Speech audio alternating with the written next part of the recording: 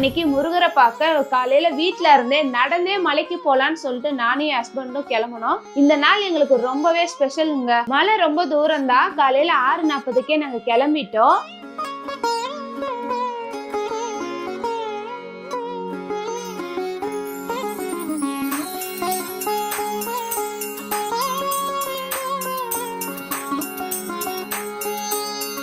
காட்டுக்கொட்டை வந்ததுமே திரும்பி பார்த்தா கோபுரம் தெரிஞ்சதுங்க. இன்னும் கொஞ்சம் தூரம் தான் சொல்லிட்டு முருகனை நினைச்சுக்கிட்டே மலை அடிவாரம் வந்துட்டோம். மலை அடிவாரம் வந்து நிக்கும் போது கரெக்டா 8:44ங்க. 2 hours ஆயிடுச்சு. இப்போ வந்து மலையோட ரோடு பகுதியில ஏற ஆரம்பிச்சிடலாம். அங்க நிறைய பேர் வெயிட் பண்ணிட்டு இருந்தாங்க. சில பேர் வந்து வண்டியில வந்திருந்தாங்க. எங்களை மாதிரியே நடக்கிறவங்களும் இருந்தாங்க. அவங்களோட சேர்ந்து நம்மளும் மலை ஏற ஆரம்பிச்சோம். கரெக்டா மேல வந்து கோயில் கிட்ட வந்தாச்சு. அந்த டைம்ல 9:05 ஆயிருச்சு. அங்க நிறைய பேர் லைன்ல நின்றுட்டு இருந்தாங்க. சோ நாமளும் அவங்களோட போய் நின்னுட்டோம்.